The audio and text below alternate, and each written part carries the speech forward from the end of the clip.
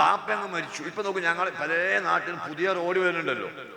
ആ പുതിയ റോഡ് ഇങ്ങനെ വരുമ്പോ എത്ര ലക്ഷങ്ങളാണ് ഓരോരുത്തർ കിട്ടിയതിലുണ്ടെങ്കിൽ 18 ലക്ഷം, 25 ലക്ഷം, 1 കോടിയൊക്കെ കിട്ടിയ ആൾക്കാരുണ്ട്. എന്നിട്ട് ഇവരെന്താ ചെയ്തിട്ടുണ്ടെങ്കിൽ ബാപ്പയും ഉമ്മയും പട്ടിണി കിടന്ന് കഷ്ടം ചായ കുടിച്ചുകാണ്ട് ഉണ്ടാക്കിയ ഭൂമി അതൊക്കെ. ഇതിപ്പോ ഈ മോഡിയുടെ ഗവൺമെന്റ് എന്തോന്ന് അറിയില്ല, ഇതൊക്കെ പാടാണ്ട് കളിച്ച് റോഡ് ഉണ്ടാക്കാൻ തീരുമാനിച്ചപ്പോൾ ചോദിച്ച പൈസ കൊടുക്കുകയാണ്. ഈ പൈസ വാങ്ങിയ ആൾക്കാർ പെണ്ണുങ്ങളെയും കുട്ടികളായിട്ട് ടൂറ് പോയി, എന്നിട്ടും പൈസ ബാക്കിയായിട്ട് ഹജ്ജിന് പോകാൻ കൊല്ലം.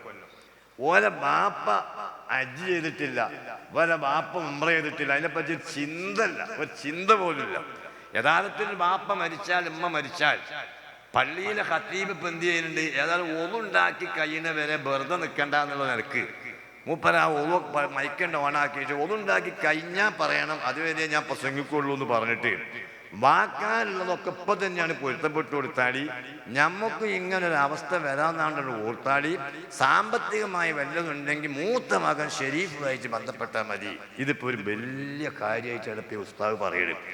അപ്പൊ ചിന്തിക്കേണ്ട, ഇയാൾക്ക് ഇപ്പം ആരാ പൊരുത്തപ്പെട്ടു കൊടുക്കാം?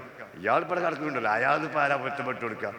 അതേ സമയത്ത് മക്കളെ വിളിച്ചിട്ട് ബാപ്പാന്റെ കടൊക്കെ ഞാൻ ഏറ്റെടുത്തെന്ന് പറഞ്ഞപ്പോ എൻ്റെ ബാപ്പ ഹജ്ജ് നിർവഹിച്ചിട്ടുണ്ടോ, ബാപ്പാക്ക് എത്ര സ്വത്തുണ്ട്, ബാപ്പാക്ക് ഹജ്ജ് ചെയ്യൽ നിങ്ങളെ മേലെ നിർബന്ധമാണ് കേട്ടോ എന്നൊരു ഉപദേശം പറഞ്ഞിട്ടിന്ന് കാര്യമുണ്ടോ? നിങ്ങൾ ആലോചിച്ച് നോക്കി, അതിനെപ്പറ്റി ഒരു ചിന്ത ഉണ്ടോ?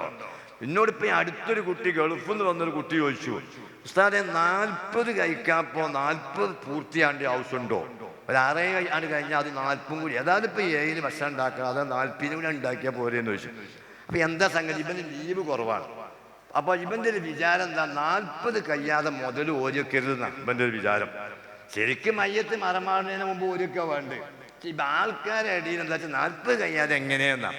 ഇപ്പം ഇവനാണെങ്കിൽ 7ൻ്റെ ഒന്ന് പോവും വേണം, പോയാൽ പിന്നെ അത് ഓരിയൊക്കാൻ പ്രയാസമല്ലേ. ഇത്ര സ്പീഡാണ് ഈ മുതൽ ഓരിയൊക്കണേൽ. എന്നാലും ഒരു 2 സെന്റ് ബാപ്പാക്ക് ഹജ്ജ് അതാണ് നീക്കി വെക്കുകയാണ്. ആരോടെങ്കിലും നമുക്ക് ചെയ്യിപ്പിക്കാം, കാരണം നമ്മളെന്നെ സൗദിയിൽ ഉണ്ടായത് കൊണ്ട് നമുക്ക് തന്നെ ചെയ്യാം, അതിനൊരു മുതൽ മുടക്കായി കിടക്കട്ടെ എന്നുള്ള ചർച്ചയോ ഒരു ചിന്തയോ നമ്മുടെ മഹല്ലുകളിലുണ്ടോ? ആ ഇല്ല എന്നതാണ് നമ്മളെ മറുപടി. എങ്കിൽ അവിടെയാണ് യഹൂദിയായിട്ടോ കാഫിറായിട്ടോ അവൻ പോകട്ടെ എന്ന് റസൂലുള്ളാഹി പറഞ്ഞതിന്റെ ഗൗരവം. അത് കേട്ട് നമ്മളെ മനസ്സിലിതുണ്ടാകണം. അപ്പൊ ഈ സമയം വന്നാൽ ഹജ്ജ് എന്ന് പറഞ്ഞാൽ ഒരു 6 ദിവസത്തെ ജോലിയാണ്. പിന്നെ നേരത്തെ അതിനു വേണ്ടി പോകുന്നത് ഇത് 2 രാഷ്ട്രങ്ങളുമായുള്ള ഇടപാടും ഒരുപാട് ഒരുക്കം അനിവാര്യമായ സംഗതിയും ആയതുകൊണ്ടാണ്. യഥാർത്ഥത്തിൽ ഹജ്ജ് 6 ദിവസം കൊണ്ട് തീരും. നിങ്ങൾ നോക്കൂ, ദുൽഹിജ്ജ 8-ന് അതിൻ്റെ മുമ്പ് ഇഹ്റാം ചെയ്ത് സാധിക്കുമെങ്കിൽ ഹജ്ജിൻ്റെ ഖുദൂമിൻ്റെ തവാഫ് ചെയ്ത് ഹജ്ജിൻ്റെ സയ്യും ചെയ്ത് ദുൽഹിജ്ജ 8-ന് ളുഹുറാകുമ്പോഴേക്ക് മിനയിലെത്തി. 8-ന്റെ ദുൽഹിജ്ജ 8-ന്റെ ളുഹുറും അന്നത്തെ അസ്റും അന്നത്തെ മഗ്രിബും അന്നത്തെ ഇശാവും മിനയിൽ നിന്ന് നിസ്കരിച്ച് ദുൽഹിജ്ജ 9-ന്റെ സുബയും കഴിഞ്ഞ്. അതിൻ്റെ ഒരു രൂപമാണ് പറയുന്നത്. ഇത് ചേഞ്ച് വരുന്നതിലൊന്നും മതപരമായ അമലിന് കുഴപ്പമൊന്നും ഉണ്ടാവില്ല. പക്ഷെ അതിൻ്റെ ശരിയായ റൂട്ട്, ആ റൂട്ട് പാലിക്കണമെങ്കിൽ ചെറുപ്പക്കാർ പോകണം, അപ്പോഴേ നടക്കുള്ളൂ. ഇത് 70-75 വയസ്സായി സ്ഥിരമായി ബീഡി വലിക്കുന്ന ആളുമായി എയർപോർട്ടിൽ തന്നെ 5 മണിക്കൂർ, വിമാനത്തിൽ 5.5 മണിക്കൂറൊക്കെ പാടെ ബീഡി കിട്ടാതെ ഇടങ്ങേറായി ആകെ ശ്വാസം മുട്ടായി നിൽക്കണ മനുഷ്യന്മാരോട് ഇതൊന്നും പറഞ്ഞിട്ട് യാതൊരു കാര്യമില്ല. അതേ സമയത്ത് നല്ല SYS പ്രായത്തിൽ ഹജ്ജിന് പോയാൽ ഈ പറയുന്ന കാര്യം നടക്കും. ദുൽഹിജ്ജ 8-ന് ളുഹുർ നിസ്കാരത്തിന് ളുഹുറിന്റെ സമയത്ത് മിനയിലെത്തുന്നു. അന്നത്തെ അസ്റും മഗ്രിബും ഇശയും ദുൽഹിജ്ജ 9-ന്റെ സുബയും നിസ്കരിച്ച് ലബ്ബൈക അല്ലാഹുമ്മ ലബ്ബൈക ലബ്ബൈക ലാ ശരീക ലക ലബ്ബൈക ഇന്നൽ ഹംദ വന്നിഅമത ലക വൽ മുൽക്ക് ലാ ശരീക ലക എന്ന ഒരു വല്ലാത്തൊരു ശബ്ദാണ്. നൂറ്റാണ്ടുകൾക്ക് മുമ്പ് ഖലീലുല്ലാഹി ഇബ്രാഹിം നബി അലൈഹിസ്സലാം മകനും കൂടി കഅബത്തിന്റെ പുനർനിർമ്മാണം പൂർത്തിയാക്കിയ ശേഷം ഹജ്ജിന് വേണ്ടി അള്ളാഹിന്റെ കൽപ്പന പ്രകാരം വിളിച്ചപ്പോൾ ആ വിളി കേട്ട മനുഷ്യന്മാരാണ് ദുൽഹിജ്ജ 9-ന് സുബയും കഴിഞ്ഞിട്ട് ഒരേ വേഷവിധാനത്തിൽ ഒരേ മന്ത്രവുമായി മിനയിലേക്ക് നീങ്ങുന്നത്. ഒരു ളുഹറിന്റെ സമയം ഇങ്ങനെ കണ്ട് അറഫയിലേക്ക് അങ്ങ് എത്തുകയാണ്. മിനയിൽ നിന്ന് അറഫയിലേക്ക് എത്തുകയാണ്. അറഫയിലെത്തി അതിൻ്റെ ഒരു പിറ്റേന്ന് സുബൈ വരെ നിൽക്കാമെങ്കിലും അതിൻ്റെ ഒരു അഫ്ളൽ നോക്കുകയാണെങ്കിൽ ആ സൂര്യൻ അസ്തമന സമയത്തുള്ള സൂര്യന്റെ മഞ്ഞ ലൈറ്റ്, സൂര്യൻ ഉറൂബാകാൻ സമയത്തുണ്ടാകുന്ന അതിൻ്റെ പോക്കുവെയിൽ മേനയിൽ തട്ടുന്ന രൂപത്തിൽ ടെന്റിന്റെ പുറത്തിറങ്ങിക്കൊണ്ട് ആവശ്യമായ സംഗതികൾക്കൊക്കെ ദുആ ചെയ്ത് ജമ്മും കസറുമൊക്കെ ആക്കുന്നവരും അല്ലാത്തവരും ഉണ്ടാകും. അത് അതിൻ്റെയൊക്കെ നിലക്ക് ചെയ്ത് മഗ്രിബ് നിസ്കരിച്ചുകൊണ്ട് നേരെ മുസ്ദലിഫയിലേക്ക് പോകാൻ. നോക്കൂ, നമ്മൾ നിസ്കാരം സലാം വീട്ടിയാൽ ഉടനെ അസ്തഗ്ഫിറുല്ലാഹൽ അലീം എന്ന് ഓട്ടോമാറ്റിക്കലി ആയി പറയുന്നു. അസ്തഗ്ഫിറുല്ലാഹൽ അലീം. അത് ആശങ്കയാണ്.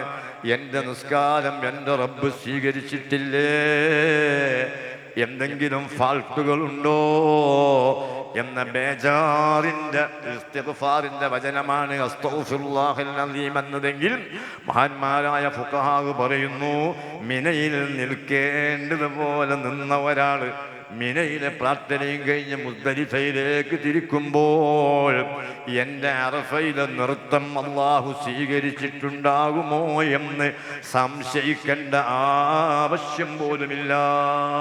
ഉറപ്പിക്കണം എൻ്റെ നൃത്തം സ്വീകരിച്ചു. എന്താ നൃത്തം സ്വീകരിച്ചാൽ? പ്രസവിക്കപ്പെട്ട സമയത്ത് നമ്മുടെ ഹൃദയത്തിൽ ദോഷമില്ലാത്തതുപോലെ ശേഷമുണ്ടായിട്ടുള്ള ദോഷങ്ങളൊക്കെ അല്ലാഹു തആല വൃത്തിയാക്കി വെടുപ്പാക്കി വളരെ നല്ല സാലിഹായ മനുഷ്യനായി മുസ്ദലിഫയിലേക്ക് നടക്കുന്നു.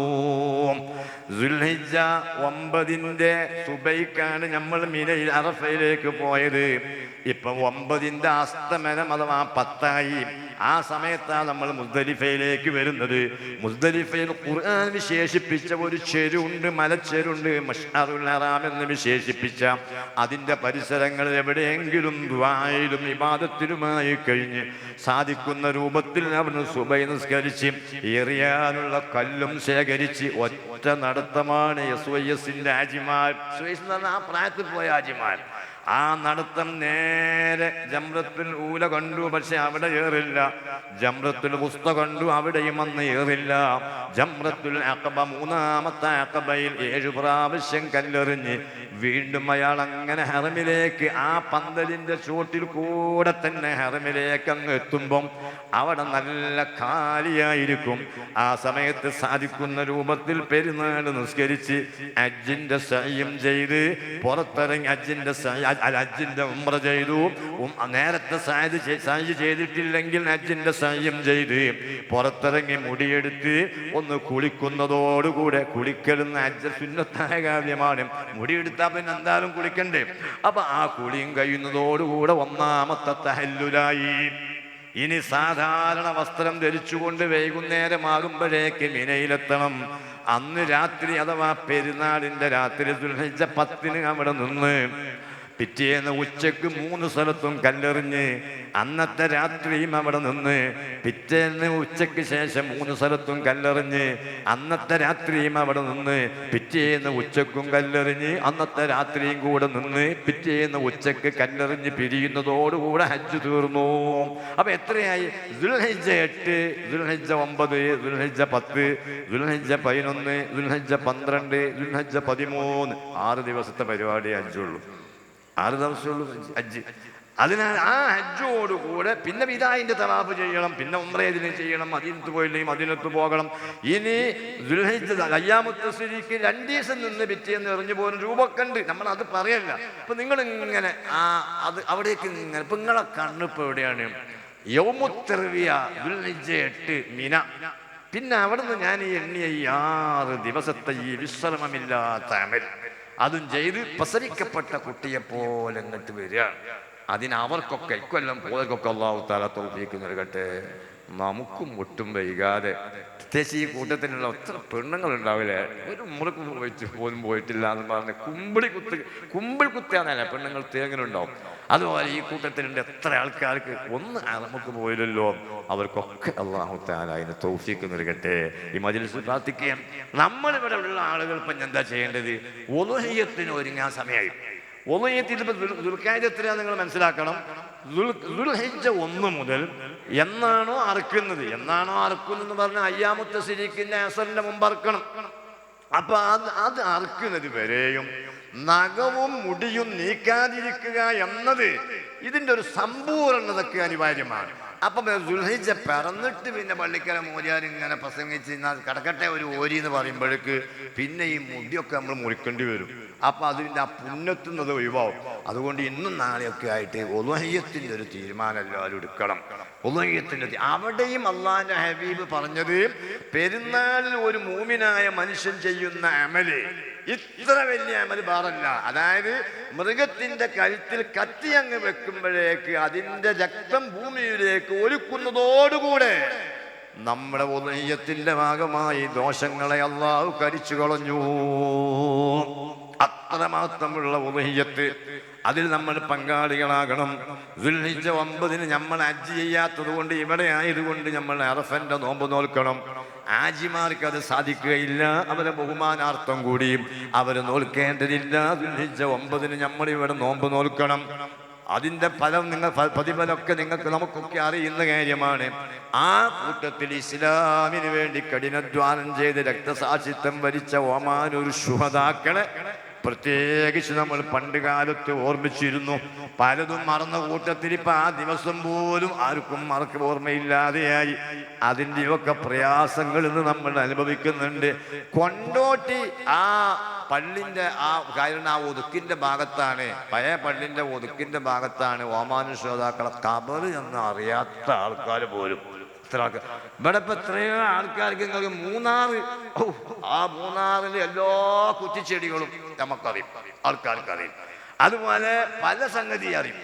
അതേ സമയത്ത് ഓമാനൂർ ശുഹദാക്കൾ എവിടെ അന്ത്യവിശ്രമം കൊള്ളുന്നു എന്നുപോലും അറിയാത്ത സുന്നികൾ മലപ്പുറം ജില്ലയിൽ ഉണ്ടെങ്കിൽ പിന്നെ എന്ത് പാരമ്പര്യമാണ് നമ്മൾ പറയുന്നത്? അപ്പം ആ ഒമാനൂർ ശുഹദാക്കളുടെ ആണ്ട് അവർ സിയാറത്ത് ചെയ്തിട്ടും നമ്മുടെ കുട്ടികളൊക്കെ വീട്ടിൽ വിളിച്ചു കൂട്ടിക്കൊണ്ട് യാസീൻ ഓതിക്കൊണ്ട് ഓർമ്മപ്പെടുത്തിക്കൊണ്ടും നാട്ടിലെ ഈ സംഘടനാ പ്രവർത്തകന്മാർ ഒരുമിച്ച് കൂടിക്കൊണ്ട് അതും ഇതിൻ്റെ ഭാഗമായി നമ്മൾ നടത്തണം. ഈ കാര്യങ്ങളൊക്കെ നമ്മൾ ശ്രദ്ധിക്കണം. ഇപ്പോൾ ഞാൻ നേരത്തെ ഹജ്ജിൻ്റെ ഗൗരവം പറഞ്ഞ മാതിരത്തെ നോക്കുകയാണെങ്കിൽ വിശുദ്ധ ഖുർആനിൽ നമുക്ക് യഥേഷ്ട പ്രയാസമില്ലാതെ കാണാതെ കിട്ടുന്ന സൂറത്താണ് സൂറത്തുൽ കൗസർ. ഇന്നാ അഅ്തൈനാക്കൽ കൗസർ. നബിയെ നിങ്ങൾക്ക് നമ്മൾ സകല ബറക്കത്തുകളും സകല സംഘടന തന്നു. അബ്ദുല്ലാഹി ഇബ്നു അബ്ബാസ് തങ്ങളെ പോലുള്ള ആളുകൾ, വലിയ വലിയ മഹാന്മാർ അത് ഹൗദുൽ കൗസർ തന്നെ തന്നു എന്നൊക്കെ അതിന് വ്യാഖ്യാനം കൊടുത്തിട്ടുണ്ട്. അപ്പൊ നിങ്ങൾ അതെന്തോ ആവട്ടെ, അത് റസൂലുള്ളാഹിന്റെ മഹത്വമാണ്. ഇതെല്ലാം നിങ്ങൾക്ക് തന്നില്ലേ നബിയേ? അതിന് നിങ്ങൾ എന്താ എനിക്ക് പകരം തരേണ്ടത്? ഫസല്ലി വൻഹർ, നിങ്ങൾ നിസ്കരിക്കണം, ഉളുഹിയ്യത്തറക്കുകയും വേണം. ഇപ്പൊ മനസ്സിലായ പള്ളിക്കാരൻ മൂല്യാർ കഴിഞ്ഞ് വരുന്ന വെള്ളിയാഴ്ച ഉളുഹിയ്യത്തിലൊക്കെ കൂടണട്ടോ, ഒക്കെ കൂടണമെന്നൊക്കെ പറഞ്ഞ അത് കേട്ടു പോയാൽ മതിയോ? അള്ളാന്റെ ഹബീബിന് ചെയ്ത ഔദാര്യങ്ങൾ, ഹൗദുൽ കൗസർ അടക്കമുള്ള അനുഗ്രഹങ്ങൾ എല്ലാം എണ്ണി എണ്ണി പറഞ്ഞിട്ട് നബിയെ നിങ്ങളിൽ നിന്ന് ഞാനെന്താ അതിന് പകരം പ്രതീക്ഷിക്കണത്? നിങ്ങൾ ഉളുഹിയ്യത്ത് തുറക്കണം കേട്ടോ. അത്ര ഗൗരവം ഈ സംഗതിക്കുണ്ടെങ്കിൽ നമ്മൾ ഒഴിവാക്കാൻ പറ്റുമോ? ഇത്തരം കാര്യങ്ങളൊക്കെ ഉൾക്കൊണ്ട് അമലുകളും നന്നാക്കി മുന്നോട്ട് പോവുകയും നമ്മുടെ പ്രസിഡന്റ് റയീസുൽ ഉലമ ഈ സുലൈമാൻ ഉസ്താദ് ആണ് ഇവിടെ വരേണ്ടത്. ചെറിയൊരു പ്രയാസമൊക്കെ വന്നുകൊണ്ട് മകനെ നമ്മുടെ കേന്ദ്ര മശാവറ മെമ്പർ കൂടിയായ ഉസ്താദിനെ ഇങ്ങോട്ട് അയച്ചിരിക്കുക. റയീസുൽ ഉലമ ഈ മുസ്ലിം സമസ്ത കേരള ജമിയത്തുൽ ഉലമയുടെ 100ാം വാർഷികത്തിൻ്റെ ഭാഗമായി ഇപ്പം നമ്മൾ ആഭ്യന്തര സജ്ജീകരണം എന്ന നിലയ്ക്ക് സ്റ്റേറ്റ് നേതാക്കന്മാർക്ക് പാർലമെൻറ്റ്, ജില്ലാ നേതാക്കന്മാർക്ക് സെനറ്റ്, സോൺ നേതാക്കന്മാർക്ക് അസംബ്ലി, സർക്കിൾ നേതാക്കന്മാർക്ക് കിണറ്റ്, യൂണിറ്റ് നേതാക്കന്മാർക്ക് യൂണിറ്റ് സഭ, ഇങ്ങനെയൊക്കെ പരിപാടി നടത്തിക്കൊണ്ടിരിക്കുന്നുണ്ട്. ഇതിൻ്റെ ആമുഖമായി നടന്ന പാർലമെൻറ്റിൽ അധ്യക്ഷം വഹിച്ചുകൊണ്ട് കോഴിക്കോട്ട് നിന്ന് സുലൈമാൻ ഉസ്താദ് പറഞ്ഞു, എൻ്റെ പേരക്കുട്ടിൻ്റെ ഒരു കുട്ടി എന്നോട് പറയാത്തതുകൊണ്ട് എനിക്ക് കുട്ടിയേതാന്ന് ഓർമ്മയില്ല, കല്യാണം ഉണ്ടായാലും ഇപ്പം അടുത്ത ദിവസം തോന്നും. അപ്പോൾ ആ കല്യാണ നിക്കാഹിൻ്റെ മജ്‌ലിസിലും ഞാൻ പറഞ്ഞ് ഞമ്മക്ക് സമ്മേളനം വരുന്നുണ്ട്, അത് നിങ്ങളെല്ലാവരും വിജയിപ്പിക്കണം. അപ്പം ഇനി ഇവിടുന്ന് അങ്ങോട്ടുള്ള എല്ലാ ചടങ്ങിലും നമ്മുടെ സമസ്തൻ്റെ സമ്മേളനം പറയണം. സുലൈമാൻ ഉസ്താദിന്റെ നിർദ്ദേശം. അതുകൊണ്ട് ഞാൻ നിങ്ങളോട് പറയുന്നു, ഇന്ന് നാം കേരളത്തിൽ അനുഭവിക്കുന്ന മതസൗഹാർദ്ദം, പ്രത്യേകിച്ച് വഹാബികൾ തകർത്തത് എന്താണ്? മതസൗഹാർദ്ദമാണ് തകർത്തത്. ഇവിടെ നിങ്ങൾ അതുപോലെ തന്നെ സുന്നികളുടെ ആചാരമാണ്. കേരളത്തിൽ ബദറുൽ കുബ്ര എന്ന അസ്മാഉൽ ബദറിന്റെ ബെയ്ത്ത് ആദ്യമായിട്ട് നിരോധിച്ചത് ബ്രിട്ടീഷ് ഗവൺമെന്റാണ്. ചേറൂർ മാല നിരോധിച്ചത് ബ്രിട്ടീഷ് ഗവൺമെന്റാണ്. എന്താ കാര്യം എന്ന് പറയുന്നത്, ഖിലാഫത്ത് സമരസേനാനികളുടെ ബെൽറ്റിന്റെ ഉള്ളില്, കീശന്റെ ഉള്ളില്, ബനിയന്റെ ഉള്ളിലൊക്കെ ബദർ മൗലൂദിലെ വരികൾ എഴുതി ബർക്കത്തിന് സൂക്ഷിക്കുന്നത് കൊണ്ടു. ഇതുകൊണ്ടാണ് ഇവർ ജയിക്കുന്നതെന്ന് മനസ്സിലാക്കിയ ബ്രിട്ടീഷ് ഗവൺമെന്റ് ആ മാല മൗലൂദൊക്കെ നിരോധിച്ചു. അതിന്റെ പ്രചാരകരായിരുന്നു ഇവിടുത്തെ വഹാബികൾ. അതൊന്നും പാടില്ല എന്ന് പറഞ്ഞു. മഹാനായ പാണക്കാട് സയ്യിദ് PMSA പൂക്കോയ തങ്ങളുടെ പ്രിയ പിതാവ് അദ്ദേഹത്തെ നാട് കടത്താൻ ബ്രിട്ടീഷുകാർ തീരുമാനിച്ച കാരണം എന്തായിരുന്നെങ്കിൽ, യുദ്ധത്തിന് വന്ന ബ്രിട്ടീഷുകാർക്കെതിരെ പോരാട്ടം നടത്തുന്ന യോദ്ധാക്കളുടെ അരയിൽ, ഇപ്പൊ നമ്മൾ എയർപോർട്ടിൽ യാത്ര ചെയ്യുമ്പോൾ ഈ പോലീസുകാർ നമ്മളെ ഈ തപ്പുങ്ങനെ, അത് ബോംബുണ്ടോ MDM ഉണ്ടോ ഒന്നും കൂടിയല്ല. സൗദിയിലെ പോലീസ് തപ്പുന്നത് ഏലസ് ഉണ്ടോ ഉറക്കുണ്ടോ എന്നാണ് നോക്കുക. അതിന് അവർ ഇവിടെ തപ്പും, ഇവിടെ ഇങ്ങനെ തപ്പൽ തുടങ്ങാം. ഏലസ് ഉണ്ടെങ്കിൽ അവിടെ ഒന്നും ഉണ്ടാകാം. ഇതുപോലെ ഖിലാഫത്ത് പ്രസ്ഥാനത്തിന്റെ സമരസേനാനികളുടെ അരയിൽ നിന്ന് ഐക്കല്ലും ഏലസും കണ്ടു ബ്രിട്ടീഷ് പട്ടാളം. അപ്പൊ ഇതാര് തന്നതാണ്? ഇത് പാണക്കാട്ട് തങ്ങൾ തന്നതാണ്. അങ്ങനെയാണ് പൂക്കോയ തങ്ങളുടെ വാപ്പാനെ ഇയാളെ ഏലസ് ഉണ്ടായ നമ്മൾ യുദ്ധം പരാജയപ്പെട്ടു പോകുന്നവർക്ക് നാട് കടത്താൻ ശ്രമിച്ചത്. നിങ്ങൾ ആലോചിക്കണം, ഇതിലെല്ലാം ഇവിടെ കാരണക്കാരായത് ഈ വഹാബി പ്രസ്ഥാനമാണ്. ആ വഹാബി പ്രസ്ഥാനത്തെ ഉണ്ടാക്കി തന്നെ ഈ ബ്രിട്ടീഷുകാരാണ്. അതുകൊണ്ട് അവർക്കെതിരെ മുസ്ലിം സമുദായത്തെ സജ്ജമാക്കി നിർത്താനാണ് സമസ്ത കേരള ജമിയത്തുൽ ഉലമ ഉണ്ടാക്കിയത്. അതുകൊണ്ട് തന്നെ ഈ സമസ്ത ഇവിടെ എന്തൊക്കെ ചെയ്തു? മതസൗഹാർദ്ദം നിലനിർത്തി, ഐക്യം. നോക്കൂ, സമസ്തന്റെ ഭരണഘടനയിൽ ആർക്കാണ് ഇപ്പൊ ഈ ഉസ്താദന്മാരൊക്കെ വലിയ ആലിമീങ്ങളാണ്. ആലിമീങ്ങളായതുകൊണ്ട് സമസ്തയിൽ മെമ്പർഷിപ്പ് കൊടുക്കുവോ? കൊടുക്കൂല. അവർ പറയണെന്താണ്? പാരമ്പര്യമായ വളരെ കുരുത്തവും പൊരുത്തവുമുള്ള ഒരു ഉസ്താദിൽ നിന്ന് ലോക്കൽ മെമ്പർമാർക്ക്, ഇപ്പൊ പൂവത്തിക്കുന്ന ഒരു മൂല്യാർക്ക് സമസ്തയാണ്, കേന്ദ്ര മുഷാവറല്ല കേട്ടോ, അതിന് വേറെ യോഗ്യതകൾ വേണം. ഇവിടെ ഒരാളെ മുഷാവർക്ക് ജനറൽ ബോഡി മെമ്പർഷിപ്പ് കിട്ടണമെങ്കിൽ അദ്ദേഹം അൽഫിയ, ഫത്തുൽ മുഈൻ, ജലാലൈനി, അത് ഒരു സബ്ജക്റ്റാണ്, ഒരു വഴിയാണ്. അത് ഓതുകയും ഗവൺമെന്റിനോട് എതിരാകാതിരിക്കുകയും ചെയ്യുന്നവനെ സമസ്തയിൽ മെമ്പർഷിപ്പ് കൊടുക്കുള്ളൂ. ഗവൺമെന്റിനോട് എതിരാകാൻ പാടില്ല. അതേ സമയത്ത് സമസ്തയുടെ ഭരണഘടനയുടെ ABCDE എന്നിങ്ങനെ 5 വകുപ്പിട്ട് കൊടുത്ത അടിസ്ഥാന തത്വത്തിൽ മൂന്നാമതായി പറയുന്നത് മുസ്ലിം സമുദായത്തിനും സമൂഹത്തിനും ഗവൺമെന്റിൽ നിന്ന് കിട്ടേണ്ട അവകാശങ്ങൾ ചോദിച്ചു വാങ്ങും. അതിനാ സമസ്ത ഉണ്ടാക്കിയത്. അപ്പൊ ഗവൺമെന്റിൽ നിന്ന് എന്തെങ്കിലും എതിർപ്പുണ്ടെങ്കിൽ നിയമപരമായി എതിരിടും. പക്ഷെ അതിൻ്റെ പേരിൽ പാലം തകർക്കാൻ പോകൂല, പോലീസ് സ്റ്റേഷൻ തകർക്കാൻ പോകൂല. അപ്പൊ രാജ്യത്ത് സമാധാനം നിൽക്കണം, സർക്കാരുമായി ഏറ്റുമുട്ടാൻ പാടില്ല.